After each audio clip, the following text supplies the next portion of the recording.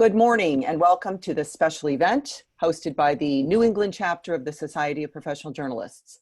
I'm Patti Newberry, SPJ's National President, and I'd like to thank the New England chapter, especially Adam Sennett, for inviting me to participate in today's discussion.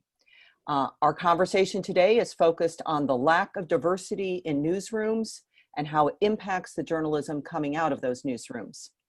Joining me are Dorothy Tucker, investigative reporter with CBS 2 in Chicago and president of the National Association of Black Journalists. Also with me, Hugo Balta. Hugo is news director of WTTW, Chicago's PBS affiliate, and he is the president of the National Association of Hispanic Journalists. And lastly, we have Nicole Dungcan. Nicole is a reporter at the Washington Post and senior vice president of the Asian American Journalists Association. So welcome all three, and let me start by setting the stage just a bit. On May 25th, George Floyd was killed in Minneapolis after police officer Derek Chauvin knelt on his neck for 8 minutes and 45 seconds. In the days that followed, protesters took to the streets of Minneapolis and then across the country and across the globe to protest police misconduct and systemic racism in policing and many other facets of American life. Over those weeks, journalists covering that story have also had occasion to look inward at their own newsrooms, to consider the diversity of their staffs and of their storytelling. Those stories became necessary because of events both inside and outside of newsrooms. Omar Jimenez, a correspondent for CNN who is Black and Latino, was arrested on the air after the first night of protests in Minneapolis. At the New York Times, opinion editor James Bennett resigned after Times staffers, many of them persons of color, objected to a guest column that he ran from Senator Tom Cotton calling for military intervention to stop protests. At the Philadelphia Inquirer, the editor resigned after his paper published a front page story with the headline, "Buildings Matter Too." At the Pittsburgh Post-Gazette, a reporter was taken off protest coverage after she tweeted a fairly jokey image related to protests. In Detroit, a Black reporter was targeted by police while his white colleagues were not. At Refinery 29, the editor resigned. At Bon Appetit, the editor resigned, both after staffers accused them of racist practices and policies. And very importantly, all of these moves and more reopened conversations inside newsrooms about diversity at a time when persons of color make up about 22% of all newsroom staff and about 19% of newsroom management positions. So let's get to it with our three guests, with an invitation for you, our listeners, to be adding your questions and comments in the chat field, and we'll get to those after a bit. So let's start. Let's start by addressing the moment with two particular questions. First of all, obvious, but let's put it on the record. Why is this an important conversation? Why do we need to be talking about diversity in newsrooms and diversity of coverage? And secondly, what is your group specifically doing to address this moment? And so, can we start maybe with Nicole? Sure. I think, well, it's a very obvious reason to be looking within your newsrooms about diversity. If you see what's going on in the streets, it's very obvious that these are people who are calling for racial equality. They're protesting police brutality, but I think in a larger sense, there's also a big emphasis on the Black community within this country. And when we think about how we're representing that in our coverage, every single newsroom, I think, can do a better job of recruiting those Black journalists, making sure those voices are being heard. And with all of our organizations, I know that we're all looking at this moment trying to support the Black journalists, our colleagues, and at AAJA, we're trying to do that in our own way. Obviously, we want to lift those voices and support organizations like NABJ organizations like NAHJ at a time like this, but also look within our own communities. I think within the Asian community, there's a very obvious, it's obvious to people within the Asian community that there's a history of anti-Blackness there. And so at least at AAJA, we've really been encouraging those kinds of conversations. Some of our affinity groups within our organization are talking about, how we can talk to various people, like in our families and our communities, about this kind of anti-Blackness that we see and how that can actually help change the culture that is behind some of these protests. So even just beyond saying, we support our colleagues, we're trying to do the work so that we're able to actually help change the culture right now.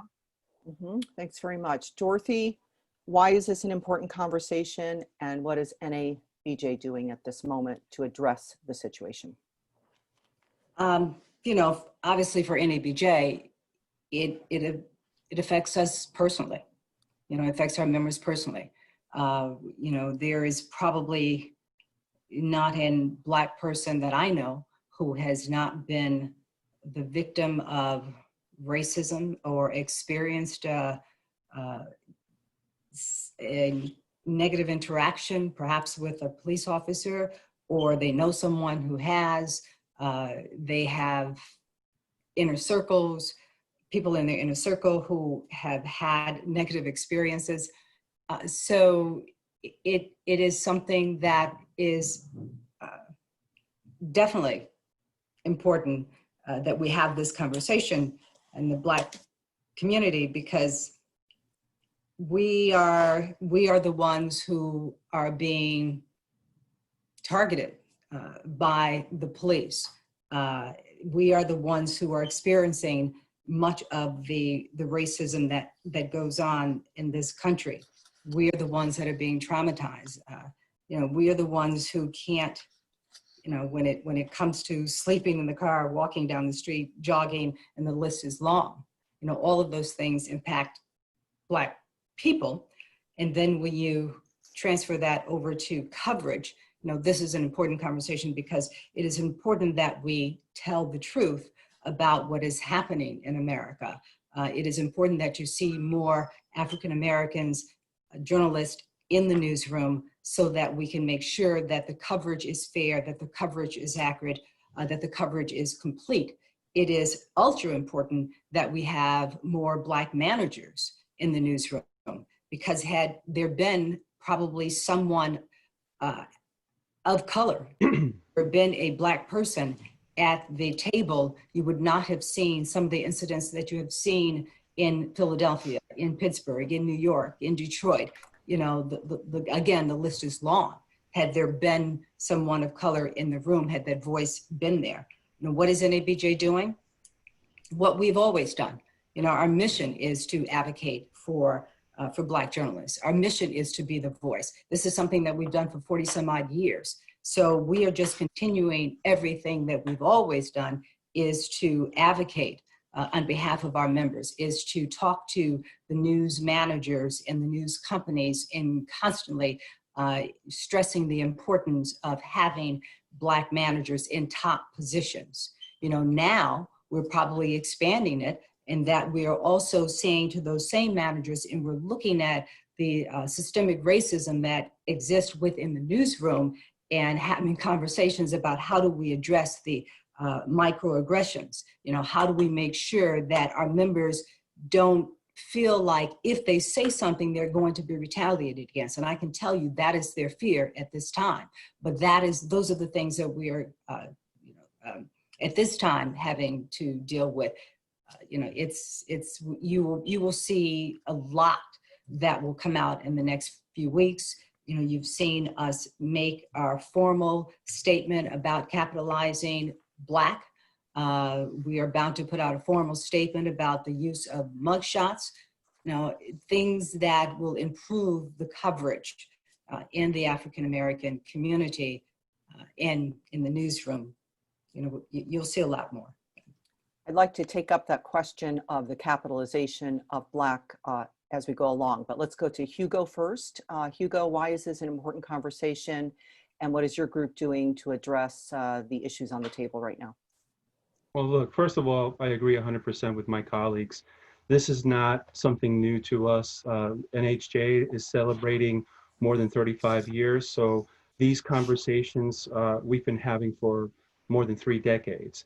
And I think the conversations that are happening that start with the Black community around racial discrimination in policing has now gone to other conversations of systemic racism, like we've seen in marketing last week with Aunt Jemima and others.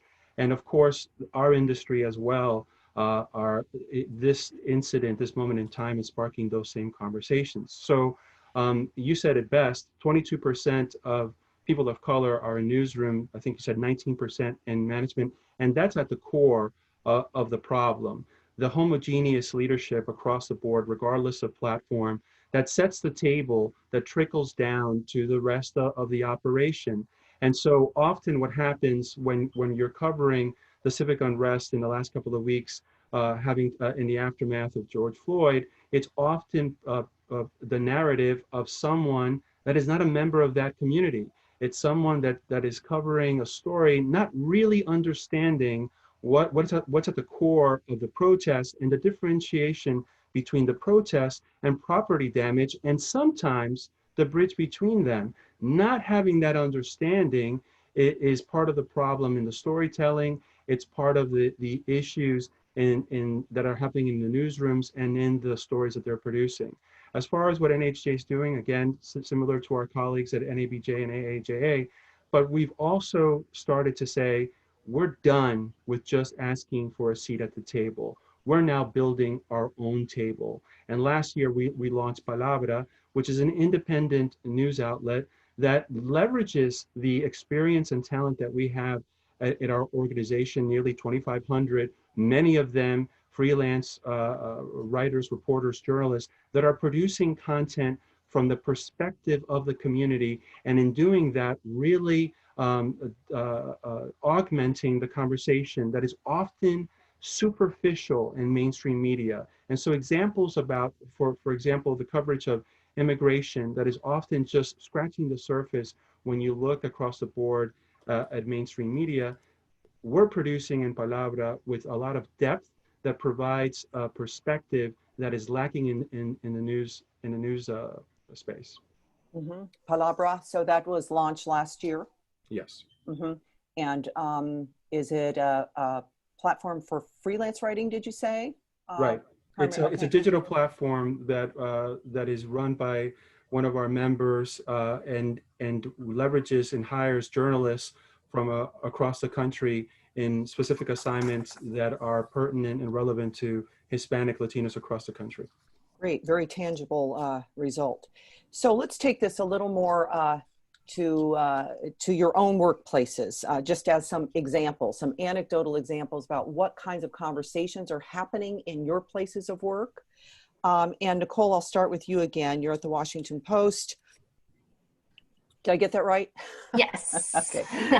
I was a little confused earlier. You're at the Washington Post. It's a big newsroom. I assume there's some amount of diversity, but what kinds of conversations are you having amongst yourself, and are your leaders initiating that look at issues of diversity of staff and diversity of coverage?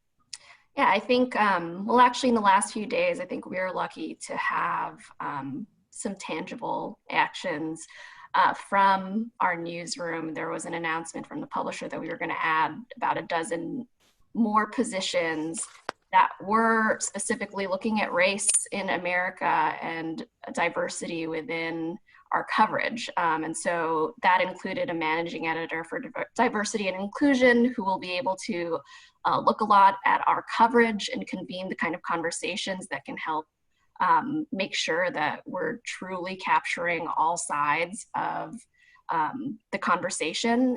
But it also means having a multiculturalism beat writer, having a criminal justice beat writer that will be very focused on the disparities that exist and that we have a lot of communities of color have long known, and that, you know, honestly, sometimes feel like various communities are just finding out about now, but like Dorothy and Hugo have been saying, like these kinds of issues, they are not new. And so both having those specific beats, I think is very important. But I think if you are a journalist of color who's advocating for diversity in the newsrooms, you also know that race should be a part of every single person's beat. And I think you see that with a lot of your individual, with your colleagues, but I think that's a conversation that will be happening a lot more in newsrooms, where if you're covering any kind of beat, whether it's city hall or education, that there are aspects of racial disparities that need to be covered all the time. And I think that's going to be a really important conversation that people should be having now. Well, that's great. So when you say the publisher has committed to these 12 positions, you mean Mr. Bezos is going to fund 12 new positions that have a central... Fred Ryan and... oh, sorry. And so, Owner, yeah. publisher, different thing, right? Fred So Ryan has, that's, and has that been announced publicly? That's been publicly announced. We luckily have a very active guild in some of those positions they had been advocating for. And so I think it's a very good start. Obviously, this isn't the end for any newsroom. I think these are just issues that, we're going to just have to continually work at. It's not something that's going to happen overnight by hiring people, but I think it's a really good start, and we'll be able to continue trying to get the kind of diversity that we want within these newsrooms. Great. Are those positions posted yet for people who They are. here? So if you do want to work at the Post, please go look up those positions. Excellent. We'd love to have you. That's really great news. Let's move to Hugo. What's happening in your newsroom there in Chicago that's reacting to the moment? Well, look, I think with not only the aftermath of the death of George Floyd, but before it, and really even now, the COVID-19 pandemic, it was very important for us to tell this story from many different perspectives. So even though we as a city in Chicago, state of Illinois, certainly in the country, we all have a shared experience in regards to COVID-19, especially around social distancing, stay home, stay safe orders, we knew that how different communities are experiencing COVID-19 would differ, beginning with race, gender, socioeconomic background, education. So it was imperative for us to quickly make a decision to co-anchor every night from different neighborhoods throughout Chicagoland, telling the COVID-19 story from the north side, west side, and south side, understanding that because of separation, but not only geographically, but also because of of race and again, education, access to healthcare, and so on, that needed to be told. And in doing so, we were producing authentic storytelling that is building bridges between communities and also educating the overall our view of the public. The same thing applies in covering the protests, in covering the property damage, and covering the debates and discussion in the racial discrimination, systemic racial discrimination in policing. So what our newsroom has shifted to is a bedrock that begins with diversity, inclusion, and equity in order to achieve our responsibility of journalists to being fair and accurate. We cannot be fair and accurate if we're only telling the story from where we're headquartered in the north side. We can not fulfill our duty as journalists if we're producing a story, an overarching story, an umbrella, as if COVID-19 in the aftermath of George Floyd is experienced the same way across all of Chicago. Chicago is a very diverse market, a community that's made up of many different communities, people, again, beginning by race, gender, sexual orientation, so on and so forth. So integrating D&I and equity in our day-to-day has afforded us to be fair and accurate and be better journalists. Very good. And this policy of co-anchoring from different parts of the city as you go along on both of these giant stories, did that pre-exist? Was that the policy and the practice before COVID and before the protests? So I joined WTTW in February, and a month later, we were knee-deep in the pandemic. I think WTTW has a long history of excellent journalism, and we were talking about fulfilling our mission around diversity and inclusion and equity. It's something that was set into place by our CEO and president, Sandra Michek.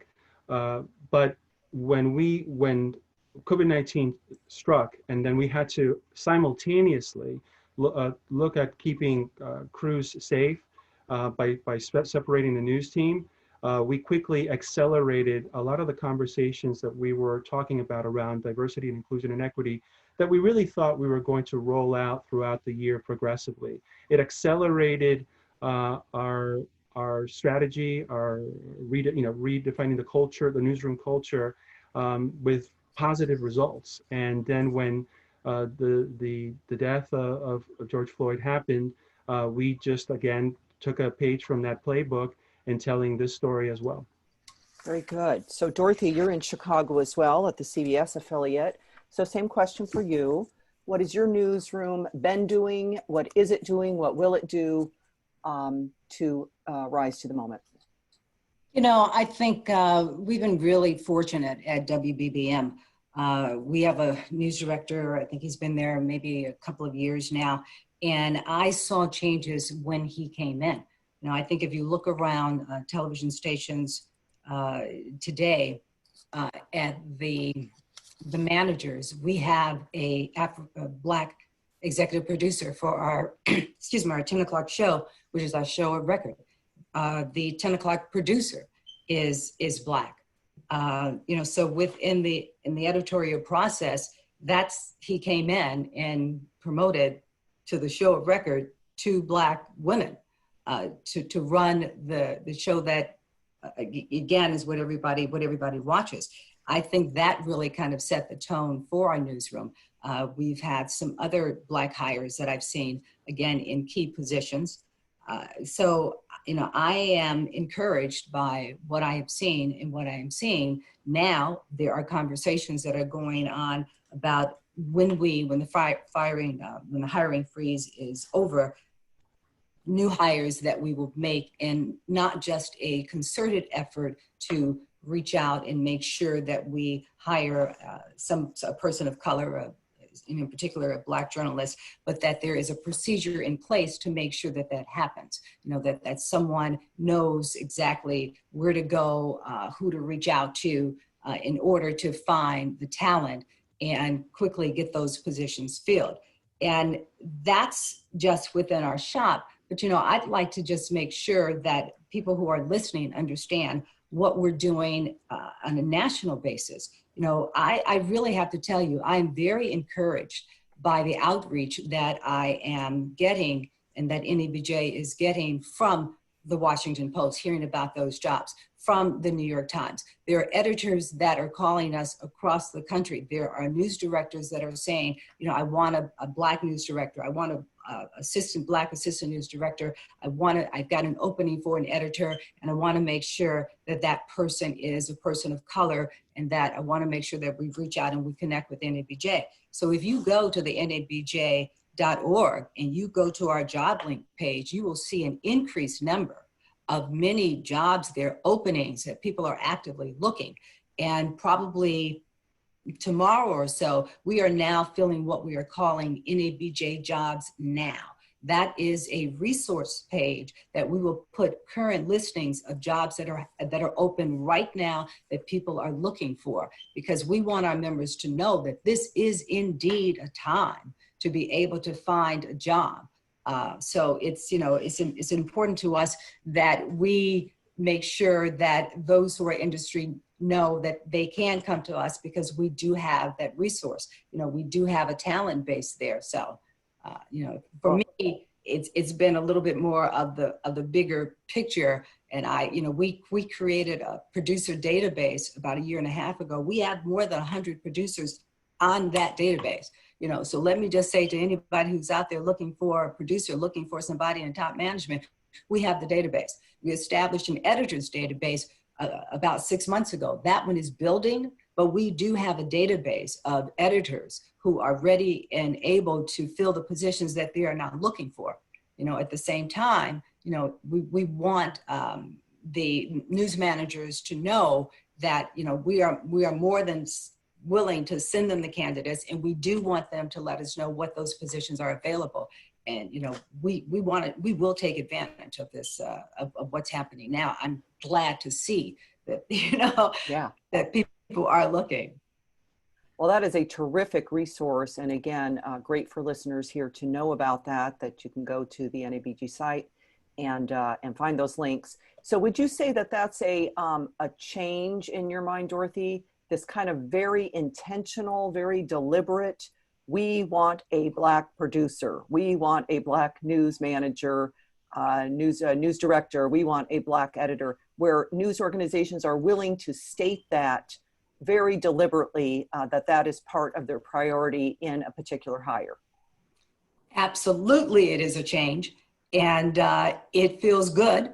I have had personal conversations with a number of editors.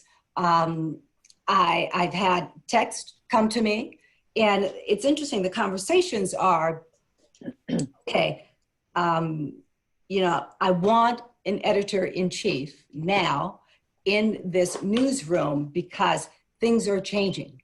And in order for us to get other people hired, to make sure that the other hires are of color, they want somebody at the top to kind of set that tone. And things are changing in their community. So that is the other reason that they want to make sure that they have somebody of color who is sensitive to what's going on in the community, who understands that, as Hugo says, that you have to cover the underlying reasons of the protests that we see. And, you need somebody who can look at the larger picture. So I have not had these conversations prior to 2 months ago, I've only been in office less than a year, but I don't think my predecessors had the kind of outreach that we are seeing on a consistent basis. I wish I could show you the emails that I'm getting and the text message that I'm getting, saying, yes, we want somebody, please send somebody to us now, please help us. And that is the other thing that's important that they're saying. They're kind of admitting that we are not quite sure how to deal with the issues. We're not quite sure, how to find the people that we need. So we're more than willing to help them with that as well. And if I could add, Patti, sure. to a little bit to what Dorothy's saying, because again, NAHJ and I'm sure AAJA has not just now, but in our perennial national conferences and also at the local level, we're always hearing, absolutely, we want more diversity in our newsrooms. We want those producers, those executive producers, those news directors. And to be skeptical, that's don't just talk the talk, walk the talk, because very often our organizations are asking media companies to be very transparent with the demographics of their newsrooms. And they are, with few exceptions, CBS being one of them, reluctant to open up their books because they know they have a negative story to tell. So it's great that they talk a good game, but what needs to happen is give us a finite time where you're going to actually assertively fulfill what you're saying. And then be transparent about where are the areas for improvement. We're not looking to shame anyone. Our organizations were founded in order to assist in being diverse and inclusive and to produce better journalism. By being transparent about your demographics, it helps us help you. So I am skeptical. I'm certainly having similar conversations, but it's all for naught if in the next 6 to 12 months, we're not seeing those news directors being hired, those executive producers being hired, those reporters being hired, et cetera. And it can't just be And it can't just be because they often say, we got to start at entry level. That's wonderful. But if you want to affect change now, not for the next generation, you have to be very methodical and purposeful in hiring in management and in key visible roles with resources. And I got to tell you, Hugo, I mean, we intend to follow up, and I know you do too. You know, we intend to go back 3 months from now, because I don't want to even give them 6 months. I want to give them 3 months from now to see, did you fill those positions? Because if you're out there just to check the box, that's just not going to work. You know, if you just want to get somebody in to say, yes, I interviewed them, I interviewed somebody Black, you know, I tried to look. And that is the one thing that is the most frustrating thing to me, is that I know it comes down to, well, you know, we have this position open and we need to fill this position now. So, you know, we can't take as much time as we want. And then you end up interviewing some folks and you don't end up hiring a person of color because you need to do it quickly. So we want to see a process in place where all along, you know, you can go back and you can pull up that resume of that person that maybe you didn't hire before and make sure that somebody of color is hired today. You know, we'll be checking in on them, because I'm not going to be happy if there is all of this yay, rah, rah, rah, and 3 to 6 months from now, we see nothing. That's right. So, you know, in the moment, in the heat of the moment, you can imagine that news organizations want to do the right thing. They want to give it more than lip service. They put out those, you know, positions, 13 positions at the Washington Post. That's great. But where's the follow through? Let's make sure the follow through. So it really does raise a good question. And that's, who's in charge of the tracking? Who's in charge of accountability here, right? Could it be one of your groups? Is it one of your groups? Do you have a mechanism by which to hold news organizations accountable for the promises that are coming out of our current environment? We are looking for funding now. One of the things that I've wanted to do since I got in office was to have a report card of every media organization, every outlet, and literally grade them, you know, and that grade is going to be based on hiring, on retention, on promotions, on culture, on the number of managers, on feedback. All of that will go into that research, so we can have a good idea of where you are today, because we want you to compete. Because if you got an F today, if you got a C today, then we want you to do better, and we'll tell you what you need to do better so that you can improve your grade. Now, something that finally, literally, we are in the process of talking to some research firms that may help us, because it costs money. But to what Hugo pointed out before, there's so many organizations that will not give their numbers, and they make it difficult. I mean, ASNE had that problem. You know, RTNDA has had that problem. You know, they refuse to give the numbers. So we have to figure out a way to bring pressure on the media companies to provide the data. And if they won't provide the data, then there's some ideas that I have, because our people work there, you know, for us to provide the data. But this, you know, one thing I thought about, you know, if perhaps, you know, all of these media groups, they want to, maybe they apply, they have they enter awards like the Peabody and the DuPont. You know, is there a way that we can figure out how to say to those groups, in order for, as part of your application process, in order for you to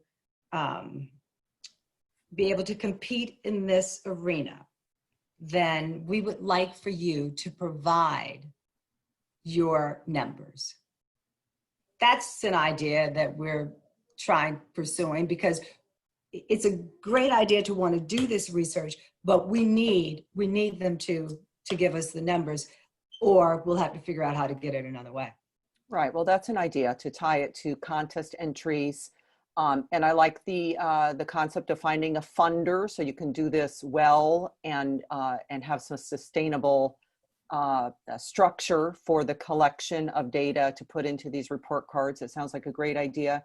Ideas, Nicole or Hugo, on how to get kind of compliance, follow through, and accountability. I mean, I know that our organizations, AAJA, NABJ, NAHJ, we're always happy to be providing that kind of accountability. We're always happy to be working, and I know that our leaders, as well as the leaders other minority journalist associations, we're working always behind the scenes. We're not just putting out public things, we're working behind the scenes if there are any issues with coverage, or if we feel like it's a very, homogenous population. But I think also what's important about this moment is that it doesn't have to always fall on our organizations. I think what we're seeing in this moment is seeing, people from all communities, white people, seeing the value of diversity. And so that means organizations that aren't dedicated just to diversity, like SPJ, like the ONAs. I mean, this is also a moment for these organizations to help stand with us, stand up, and help us provide the accountability that we've been striving for since the inception of, NABJ, NAHJ, AAJA, the SAJA, South Asians, and for the Native American Journal Associations. I mean, I think one of the big things about this moment is that everybody needs to be standing up for diversity. Everybody needs to know the importance of being diverse and adding more Black, Brown, Asian, Native American, all of these journalists, because it helps our coverage beyond the representation of people being able to see people who look like them and then wanting to be journalists. It also makes our coverage better and makes the moment, makes us chronicle this moment in a way that is truer to what's actually happening. So that's something I would say, that this is something that other organizations should also look toward. Like, is there a way that different organizations can link up with us so that we can hold all of these various organizations accountable? Well, SPJ stands ready to assist in any way we can, and best of luck in the search for some funding for what sounds like a really worthwhile approach. Hugo, back to you. Other ideas on how to hold news organizations accountable, how to get that desired data to prove that they're making progress? Yeah, look, same as my colleagues have said for both AAJA and NABJ, but one thing that I'll add is really cutting ties with media companies that perpetually are looking at us once a year because they want that halo. They want to meet with us at the conference. They want to be able to say, we met with the president of NAHJ, we met with the board of directors, we met with the executive director, and then as soon as that conference subsides, it's a ghost town. So for us, it's saying we understand our worth, our value, not just in the Hispanic Latino space, but as one of a fraternity, sorority of other organizations representing marginalized groups. And we're going to say, if we don't see that this relationship is being productive, we're going to cut ties with you. We are fortunately, because of a lot of hard work, beginning with the staff of NHJ and previous board members, including the one that I'm serving with, we're in a financial state that we can be selective of who we're partnering with. And we have no issue in telling any media company that we will be cutting ties with them because we see that it's a relationship that is just continuously spinning their wheels, and we really feel that they're being taken advantage of. So I think we have to put a line in the sand in regards to our relationships as organizations with media companies. And if it's not productive, there is no dollar amount that is worth the credibility and integrity of the National Association of Hispanic Journalists. And our members understand that, our members support us in that stance. And I think that is going to have results. I have about 2 more questions, and then we'll go to some questions from our audience. So first, this is a question that's circulated in newsrooms forever, back in the 80s when I was in the newsrooms, is should the person of color in the newsroom be the person assigned to the stories that relate to race, diversity, etc.? The value of that, or the wisdom of making other choices, right? Should the Black reporter cover the Black stories? So who would like to tackle that? Well, look, I'll start. And I think that it's a responsibility that any person of color has experienced, right? I've often been either the only Hispanic Latino in the editorial meeting or the only person of color in the editorial meeting. And I can't tell you how often when a subject specific to Hispanic and Latinos comes up, the whole room turns around and looks at me. It's a huge responsibility, and I'm a veteran of nearly 30 years, but it's also unfair to a lot of young journalists that are, you know, maybe 5, 10 years into their career. So it's unfair, but it's also something that as a journalist of color, we've learned to embrace. We've learned to feel comfortable in uncomfortable situations where we've had to speak for sometimes our direct communities, if not our greater communities of persons of color. So I think that is something that many of us are battle tested. Is it fair? Of course not. Does it need to improve? Absolutely. But as ambassadors of our different communities, and especially those represented in this meeting, you know, we've gone the extra mile of actually being involved in our organizations because we understand the importance of having a voice in those newsrooms, and also the fortune that we have in actually either, you know, being the only representative of your community or of marginalized communities. So I think that for us at NAHJ, it's also in training our members that to be comfortable in those uncomfortable situations, because those are opportunities to learning opportunities in many cases. It's an opportunity also to learning in the sense that we provide certain context to the people in those newsrooms and in those meetings, and we know that there's no, you know, magic wand that tomorrow all newsrooms are going to be diverse. So we have to work with what we've got. And one of the things that we're doing at NAHJ in the next couple of weeks is coming out with a competency guidebook that's going to help all newsrooms in covering Hispanic Latinos, because we do understand that change is progressive. So what we want to do is help newsrooms create an environment to have those conversations that sometimes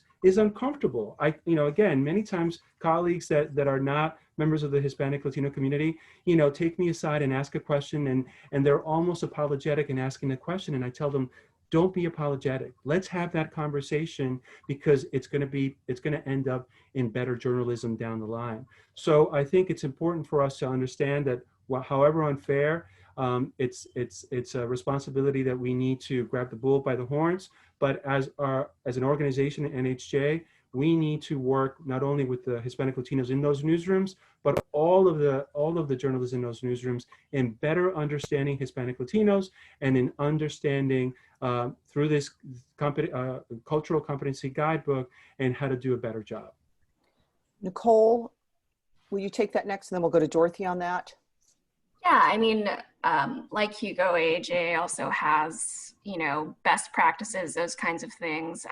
But I think in the end, you need to have a newsroom where that does not have to be what is happening. You know, you have to have a newsroom where people don't need, there's only one Black person, there's only one Latino person, there's only one Asian person. And that's the whole point of organizations like ours, trying to diversify these newsrooms and make sure that the pipelines exist. But it also means that being able to responsibly cover race should be everybody's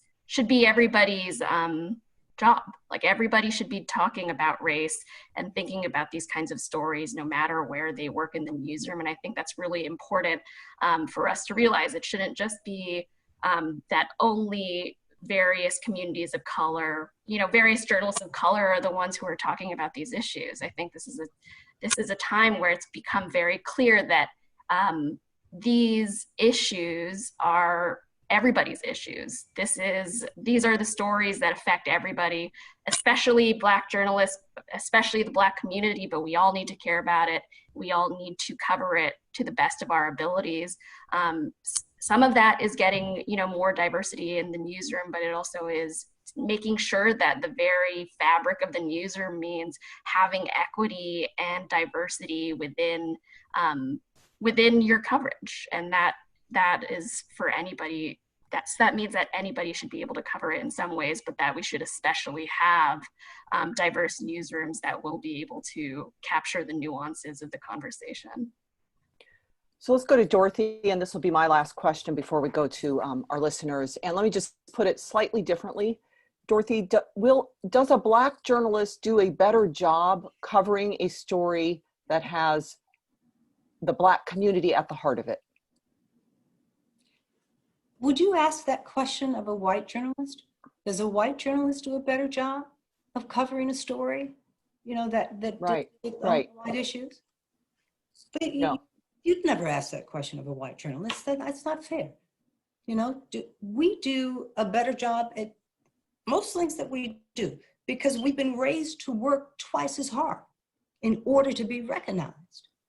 So we always come to the table with more, you know, and you know, I guess I asked that because that has been the practice in newsrooms, some newsrooms, right? That has been the decision. So that's why I asked it that way. I agree. And is that attitude changing, right? Is that attitude changing? Well, Yeah. let me say this. You know, Black journalists don't mind covering Black stories because we have a different, we bring a nuance to that story. We bring perhaps a better understanding to that story because we live in the communities. So, you know, Black journalists have no issues covering Black stories.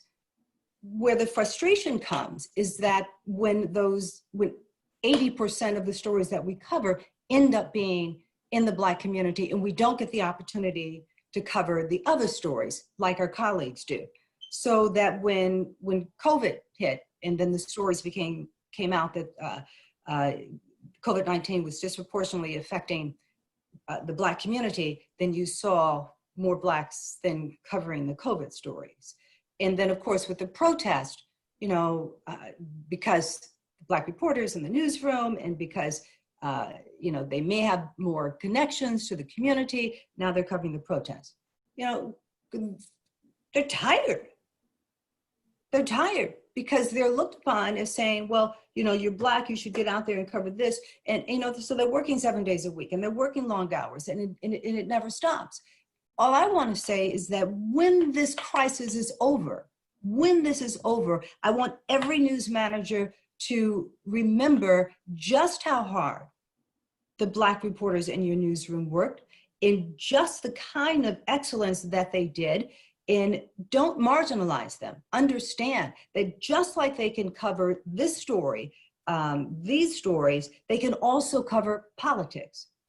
You know, we can also cover every beat there is. We can do health, we can do consumer, we can do every other thing.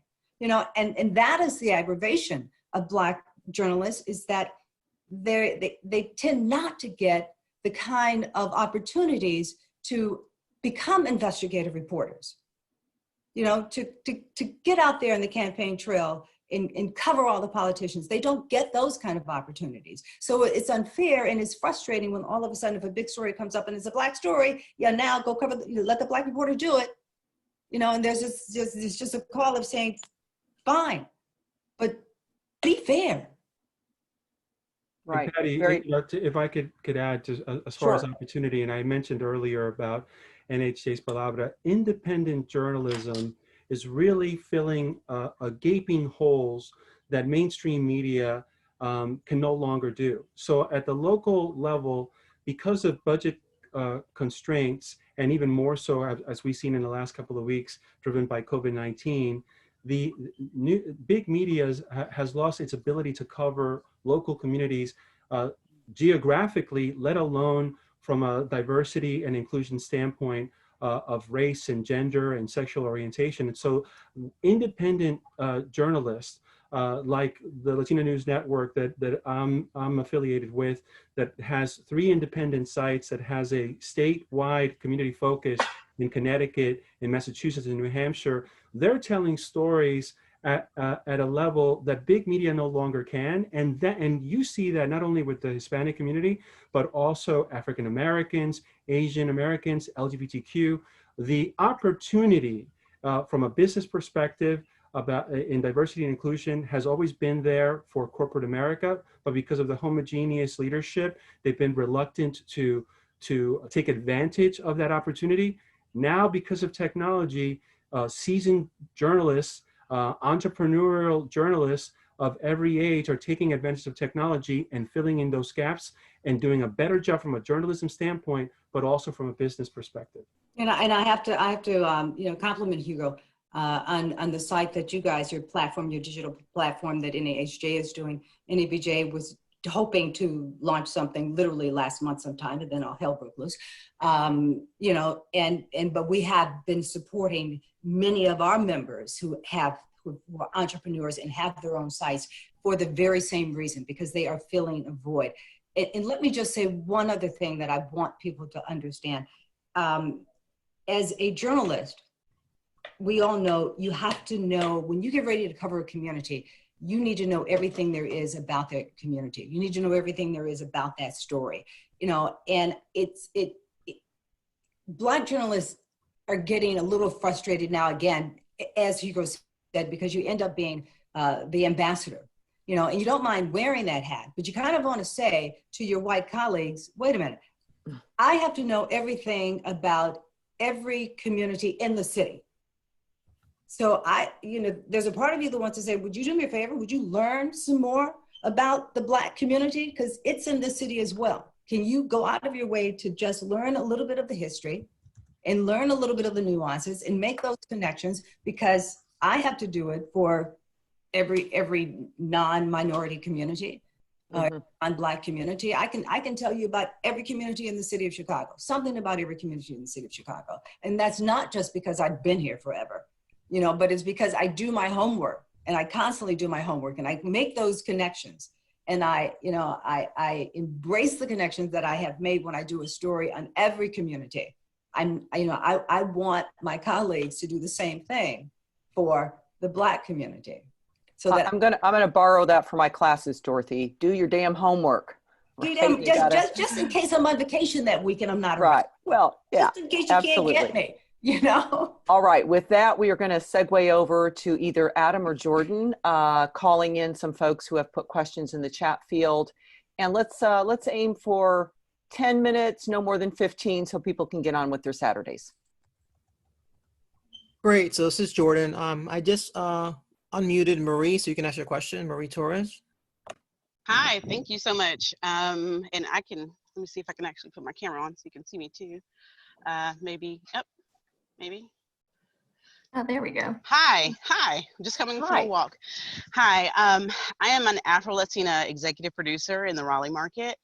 And if I'm just allowed to quickly just share my truth, I honestly feel a bit of relief and a little bit of frustration over all of a sudden, because of the events, the now reaching out across the newsroom to hear and to talk to journalists like myself of color. And it's with frustration because I, just like many of my coworkers, have been pitching stories in the African-American and Latinx communities and have been ignored for quite some time.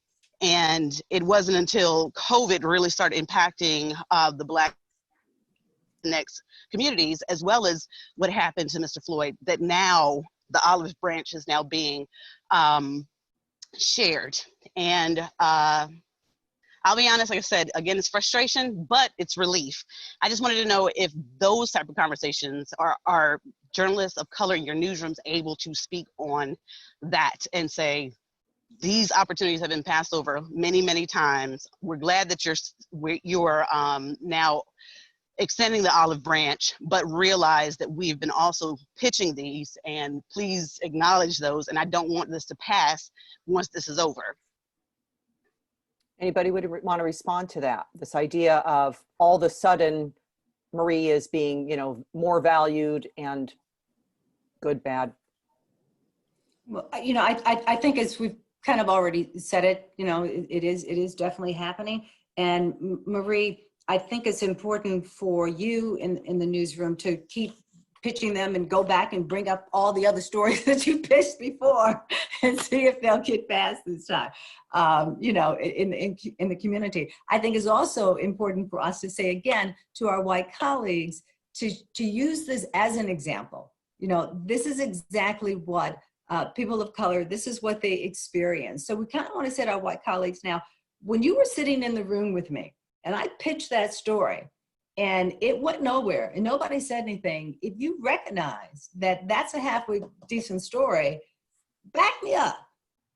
You know, speak up and say something at that point, because I could use your help, you know. And so in the future, you know, when perhaps we're no longer the flavor of the month, you know, remember that and continue to back me up in the future. But yeah, I mean, it is frustrating, but I'm glad you recognize, Maria, that it is also an opportunity. So I say, you know, strike while the iron is hot and baby, pitch as many stories as you possibly can. And apply pressure. Apply pressure. You know, there's no change does not happen because of a kumbaya moment and people are enlightened.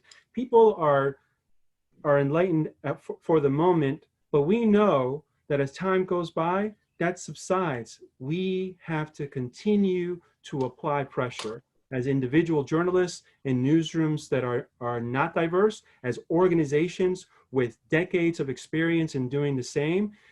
We cannot, this is the time when we have to double down. This is the time when we need to absolutely be open to the conversations, but also say, let's have a finite timetable in realizing those things. Because what happens is, with anything, we have a great conversation, we feel good, we lock arms, and then we go back to the real world. We go back to doing our jobs. We go back to the daily pressures. And then a day turns into a week turns into a month, and then 6 months later, a year later, we're like, hey, didn't we have a conversation, a meeting about diversity, inclusion, and equity? Whatever happened to that? It's on us to hold them accountable and continue to apply pressure. And I would say that, you know, when these sorts of stories are being published more, I mean, I've personally been in newsrooms that have been lucky. I've been lucky that a lot of my newsrooms have cared about race in terms of coverage. I worked on at the Globe, I worked on a whole series of race series where we talked about disparities with Black people and Black and white communities in Boston. But in other newsrooms, if there are smaller newsrooms where it doesn't seem to be as much of a priority, I would say, I mean, get those receipts, get those page views, get those kinds of subscriptions that you're getting from the stories that you're pitching that did not get published before, and then make sure that you know, actually we got a ton of views, we got a ton of comments from this, we got a ton of subscriptions. So if it is, 6 months down the line, like Hugo's saying, like, we'll be able to say, actually, our community really cares about this. This is actually good for the bottom line of our organizations, because I mean, all of our organizations know it, like people do care about these issues. They do drive subscriptions, they do drive coverage, they make our organizations better. And if we have the kind of metrics that can actually where we can actually prove that to people who may not think that, I think that's important to look at as well. And it's kind of unfortunate that sometimes you have to prove it to people, but if you need to, those metrics are there for the taking. I'm not seeing another question in the chat field, so would anybody like to offer a question or comment at this point? Just Jordan, I actually have a question. I'm with SPJ New England. Thanks again for being here. Appreciate it. Question is just kind of, can you talk about if you've heard from your members more so during these events, and kind of, if not, how do you plan to use this this moment to kind of recruit people and let them know that you're a resource for journalists? Thanks. Well, I do think we hit on that earlier, that most of you are capitalizing and people are gravitating towards you without a lot of prompting. But is there anything specific that you're going to do as a follow-up, to bring more people into the fold and into these conversations? What we're finding, and actually I think the NAHJ in Los Angeles did a great webinar that I saw, and the headline was, how to address racism and keep your job. you know, and I think that is something that, you know, we're literally coming out with a statement and a list of, in your newsroom, you know, how you should approach your managers, how you should, when you are pitching a story and you feel like then you are silenced, you know, what do you do? How do you respond? When you feel like you are the victim of racial bias, you know, who do you feel comfortable talking to? You know, how do you have a conversation with your manager where you can express yourself without feeling like you're going to experience some retaliation? Because what we're seeing is some of the things that are happening on a local basis. If the local chapter reaches out, you know, unfortunately, I've heard from 3 of our members in different chapters who, because they are a member of that chapter and because the chapter put out something blasting that local news organization for, you know, doing something stupid, then the managers turn to them and say, well, you know, were you behind this? You know, are you responsible? You know, and it's just, and it's a lot of pressure. So I think that's something that what we're trying to figure out, you know, how can we arm our members with information and at the same time let news managers know that you cannot, you know, you can't retaliate, and it is not fair. And it is a time when Black journalists are feeling like it's an opportunity for me to finally say to that manager, you know, when you did this, I thought it was unfair.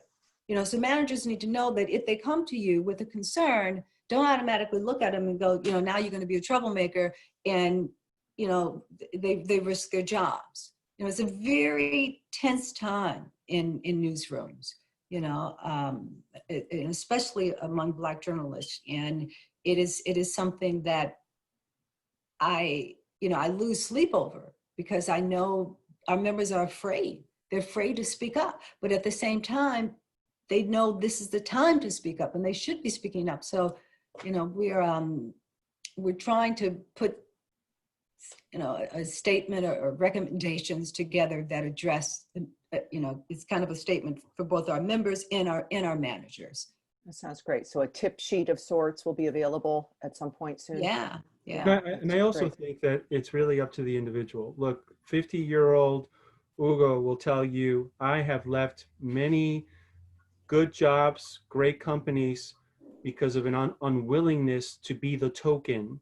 And I feel very comfortable in my skin and speaking about what I see as systemic racism in media, and know that that's going to be detrimental to my career, whether it's advancement or just continuing in that workplace. So it's it's easier for me at 50 to say that than me at 22, 25 years old. But that's where I know I've benefited from the National Association of Hispanic Journalists, because that has been concurrent to my career. It's helped me be the journalist that I am today, but it's also helped me be the Latino Hispanic leader in media that I am today. And I've drawn from that well, continue to draw from that well, in order to deal with situations that, like, as I mentioned before, are very uncomfortable. But whether you're 50, 40, 30, at some point you need to make the decision, what is your, personally, what is your credibility, integrity, you know, what are your morals worth? Because if you do end up succumbing, you know, because of intimidation, because of fear, then that paycheck becomes what you feel your credibility and integrity is worth. And for me, luckily, having had the guidance throughout my whole career, I've been able to make decisions where I feel I've had very lucky to have a robust career, continue to have a robust career, making decisions that that do not compromise who I am as a journalist, but also as a member of the Hispanic Latino community. And that is an advantage of being a member of NAHJ, being a member of NABJ. You know, there are people within the organization that you can turn to for advice. And, you know, and I'm sure, like you, Hugo, I've made many phone calls to news directors on behalf of members in that newsroom, those who don't quite yet have the nerve, you know, they aren't quite there where, you know, perhaps you were at 25. And so, you know, I've spoken on behalf of, you know, the 2 or 3 people who were there, that one person, and just kind of been the go-between until they, you know, until they're able to build up that kind of strength. But being a member, you know, yeah, you've done it too. Yeah. Nicole. And I know these organizations are just really important for journalists at times like these. It's such a support network, you know, as somebody who has gone through AAJA and felt like almost every job I've gotten has been partly because of my connections here. I know that even just the conversations we have in our Slack, that people are exhausted. Everybody is exhausted. And so there have been a lot of honest conversations being had, and I think AAJA and organizations like NABJ and NAHJ help facilitate those conversations and help give those kinds of connections to a lot of journalists of color who may be in newsrooms where they feel like they are the only one, and that's really unfortunate. We're trying to change that, but I know that these organizations have been just very important to people as we've been more isolated than ever, you know, at a time like this. And we've been hearing a lot from our members about, you know, what do we do? What do we do to be better allies to our Black colleagues, to our Latino colleagues? And we're trying to answer those questions and help with this moment to be able to say it's not just a burden that Black journalists, Hispanic journalists will always have to, you know, speak up for themselves. We're going to be there to stand with them and be better allies. And we've been trying to do that and we've been doing that. You know, we've had these connections with these organizations for decades, but, you know, it's work that must be done all the time, and you have to be intentional, and you can't forget about it and just take it for granted. And so we're really happy about the connections we have within AAJA, but also the ones that we have always been forging with NABJ, NAHJ. I could go through all of the organizations, but it's a very strong umbrella of organizations, and I'm glad that we have it. And I'd love to connect with even more organizations because it's really helpful to journalists as they're starting out or if they're 20, 30 years into their career. Right, and now is the moment. Now is the moment. I'm going to give the mic lastly for the final question to Matt Hall. Matt is the president-elect of the SPJ board, and he's head of the opinion page at the San Diego Union Tribune. Matt? Hey guys, can you hear me? We can. Hi. Perfect. I'm on my morning walk, so I apologize if there's the wind sound in the background.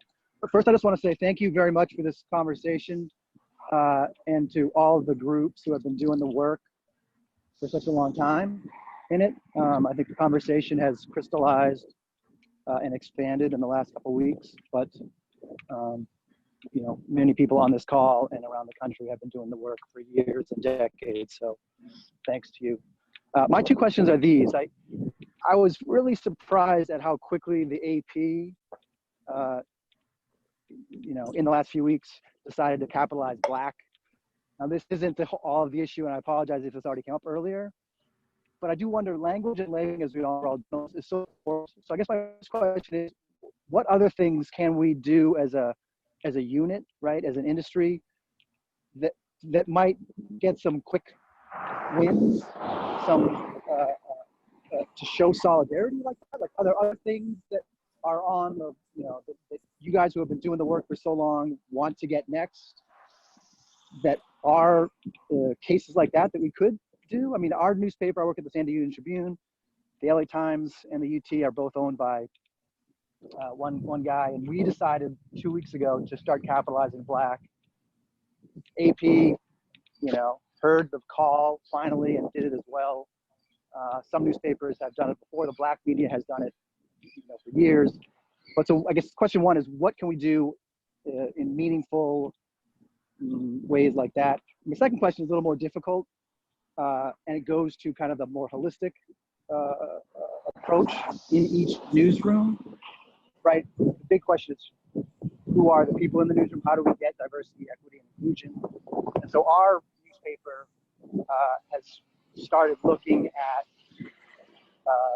who's on the staff, how we get more diversity on the staff, And so my question is, as an industry, can we, should we, how do we start circulating those numbers for every newsroom so that those numbers are public and newsrooms can be held accountable and there can be some improvements over time?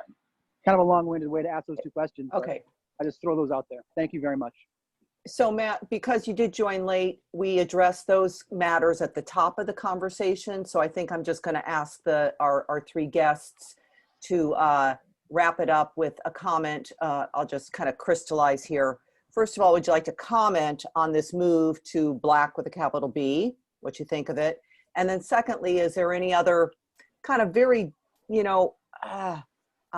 a decision, a practice, a protocol that could make a difference that you'd love to see? Like if tomorrow we started doing X, it would help, right? And then Matt, in terms of the conversation about how to diversify newsrooms, I'll just ask you to go back and watch the tape.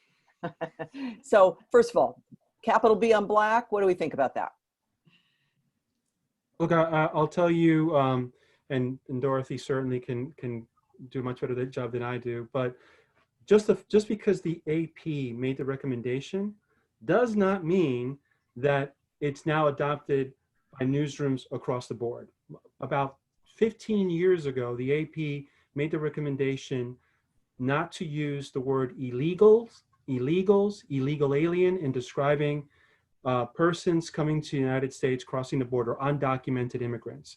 And there are few newsrooms that at that time adopted or stopped using those derogatory terms and used undocumented immigrants or be very specific in the action of coming to the United States illegally through the border or outstaying your visa, et cetera. So the first thing to do is, great that the AP is made that suggestion in their style guide. Now it's on us in newsrooms to adopt them, to integrate them into our individual style guides, and to have the conversations in the newsroom and enforce it. So what can you do? That's exactly what you need to do. And then again, specifically speaking for NAHJ, what can you do as we're circling the November election, where we know, like it's been the last 4 years, coming from the Trump administration, incessant attacks to the Hispanic Latino community focused on illegal immigration. Do not use illegals, do not use illegal aliens, even in a quote, because it is incorrect, it's not fair, and what you're doing is perpetuating misinformation. Dorothy. Mugshots. I mentioned that at the top, but that is going to be something that we are going to begin to really stress, because mugshots for Black and brown people in particular, it is the narrative of the police. They will always provide you a mugshot of the Black person, of the Hispanic person, without you asking. But sometimes you have to ask for the mugshots of the others. And then I think in news, we have a tendency to use that because it's an easy way to fill the show, or to just throw the picture out there. And oftentimes these people are never charged. The charges are dropped, and we don't come back and take the mugshot down. It's on our website forever, and that poor person can't get a job. That poor person is just ruined. And then we use mugshots of if it's a juvenile but the charge is an adult, we put the mugshot on.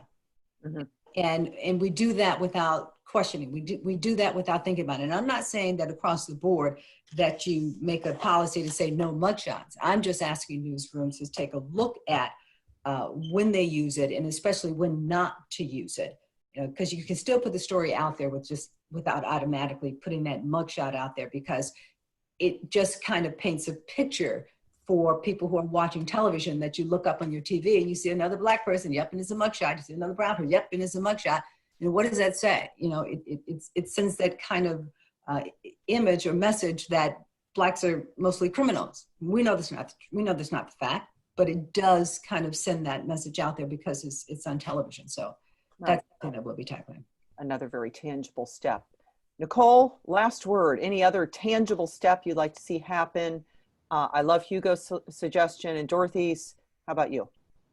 I mean, it almost seems like coronavirus happened so long ago because there's been so much news, but at least from AAJA, I know that toward the beginning, we had to put out advisories because we were seeing a lot of people using pictures indiscriminately of Asians or Chinatowns to represent coronavirus in some way, Asians in masks, even if it had nothing to do with where you were, with what article you were actually posting. I mean, those are, you know, as coronavirus, as this pandemic continues to go forward, that's another way to kind of combat bias within your newsroom.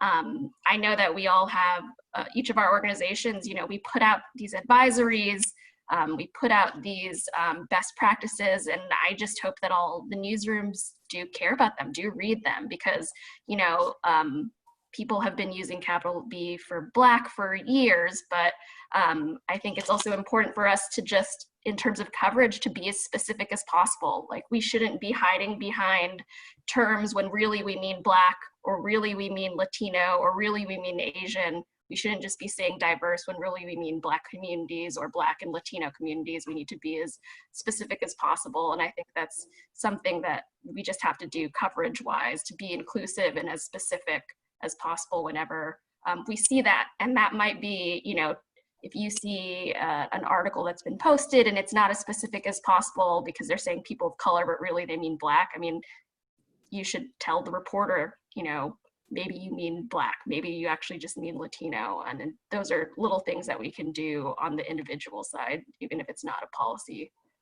to look forward to.